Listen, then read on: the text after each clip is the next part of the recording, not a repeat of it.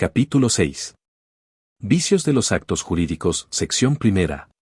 Lesión, artículo 332. Lesión, puede demandarse la nulidad o la modificación de los actos jurídicos cuando una de las partes, explotando la necesidad, debilidad psíquica o inexperiencia de la otra, obtuviera por medio de ellos una ventaja patrimonial evidentemente desproporcionada y sin justificación.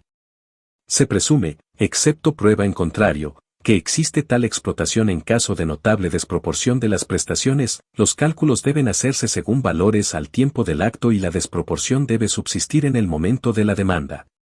El afectado tiene opción para demandar la nulidad o un reajuste equitativo del convenio, pero la primera de estas acciones se debe transformar en acción de reajuste si éste es ofrecido por el demandado al contestar la demanda. Solo el lesionado o sus herederos pueden ejercer la acción. 1. Introducción. En materia de lesión, el Código Civil y Comercial mantiene las pautas del artículo 954 del Código Civil, aunque la simplifica y utiliza términos más claros y directos para regularla. Asimismo, por una razón metodológica, se suprimió la primera parte del artículo 954 del Código Civil, que generaba confusión, de modo que el régimen de las nulidades quedó concentrado en el artículo 382 del Código Civil y Comercial. Como ya se adelantó, el Código Civil sigue a la mayoría de la doctrina y distingue entre vicios de la voluntad y vicios propios del acto. La lesión se ubica entre estos últimos. Consiste en el aprovechamiento que realiza una parte del estado de necesidad, debilidad psíquica o inexperiencia de la otra y, con motivo de ese aprovechamiento, saca una ventaja evidentemente desproporcionada y sin justificación. La prueba de los dos elementos subjetivos y del elemento objetivo recae sobre quien invoca la lesión.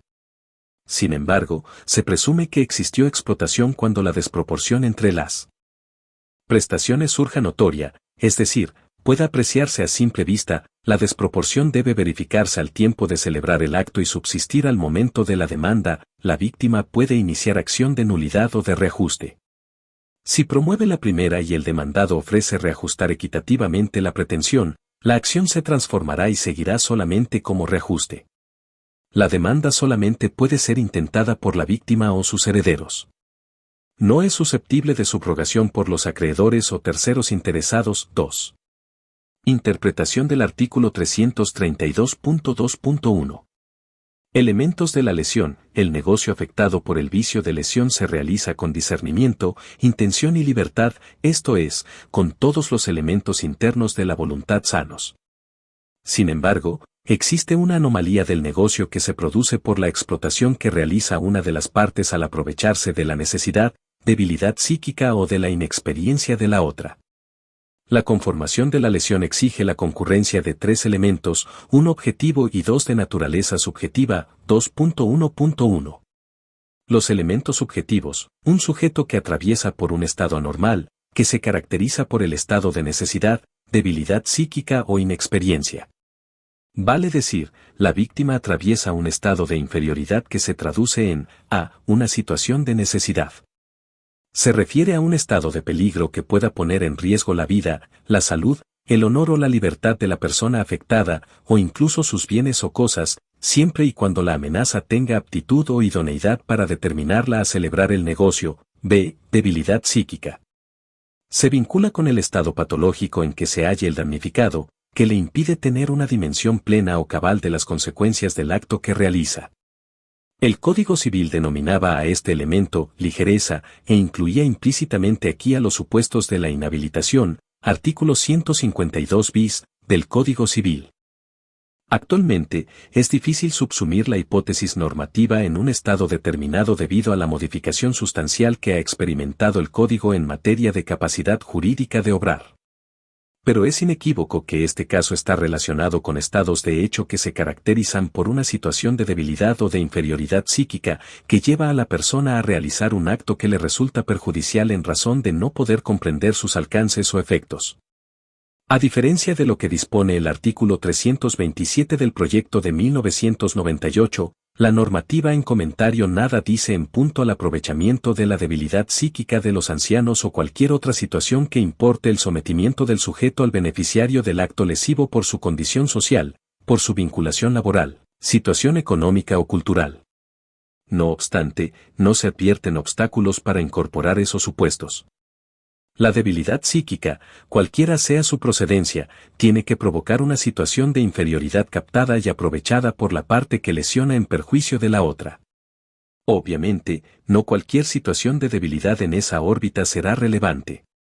Es preciso que genere un estado de inferioridad que incida directamente sobre la voluntad del sujeto, inexperiencia.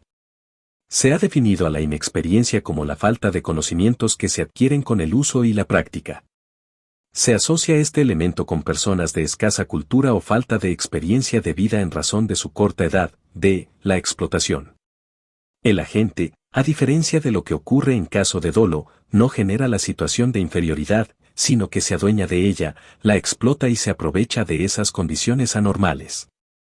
Es un obrar contrario a la buena fe, porque aun cuando no maquina ni oculta el estado de las cosas para que otro incurra en error, maneja las condiciones del negocio sabiendo que la otra parte no tiene las herramientas o cualidades personales para protegerse de la desventaja. 2.1.2 El elemento objetivo. El elemento objetivo es la obtención de una ventaja patrimonial evidentemente desproporcionada y sin justificación. A diferencia del antecedente francés y en la misma línea del Código Civil, el artículo en comentario no indica en qué medida dicha desproporción es jurídicamente relevante para ser considerada una ventaja, sino que deja librado ese extremo a la apreciación judicial. Una vez verificada, incumbe al demandado probar que se encuentra justificada, esto es, que tiene un motivo valedero, por ejemplo, la intención de realizar una liberalidad que descarta el aprovechamiento que configura la lesión.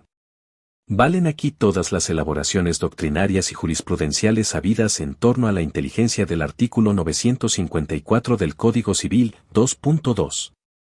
Requisitos formales para invocar la lesión. Puede ocurrir que, con el transcurso del tiempo y debido a distintas contingencias socioeconómicas, las prestaciones que comenzaron desproporcionadas equiparen su valor por circunstancias objetivas, independientes de la voluntad de las partes.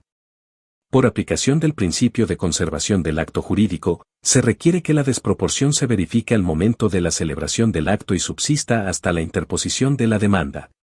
Si, por cualquier causa externa y ajena al negocio, desaparece la desproporción o la falta de equivalencia notable, la acción deja de tener sustento, se entiende que para que proceda la pretensión el acto jurídico debe ser conmutativo y oneroso, de modo que la lesión no es admisible en los contratos gratuitos.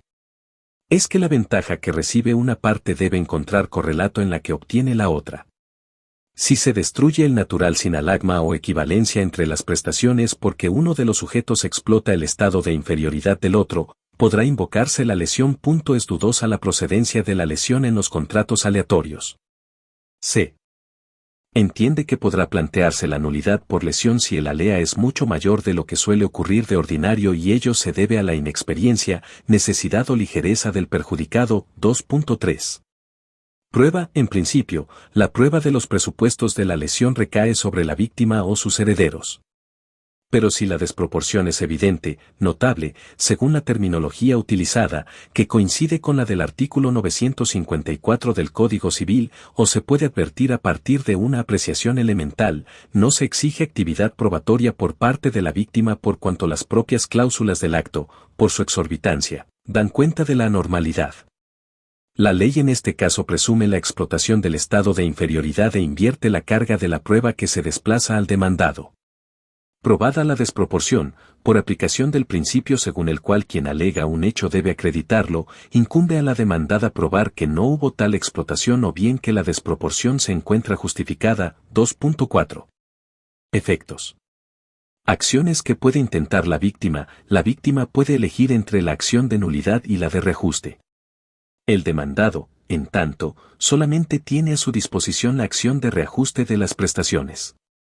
Esta última implica que la parte que sacó ventaja ofrece un plus para expurgar la inequidad producida por la explotación del estado de inferioridad del actor y equilibrar las prestaciones. 2.5.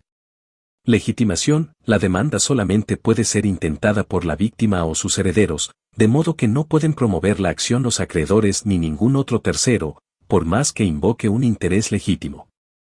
2.6. Irrenunciabilidad de la acción. La acción para reclamar la nulidad o el reajuste por vicio de lesión no es susceptible de renuncia anticipada o realizada en forma simultánea a la celebración del acto. Si en un negocio jurídico se introduce una cláusula de esta índole, resultaría inválida. Luego de celebrado el acto, nada impide que la víctima renuncie a promover la acción o confirme la invalidez del acto.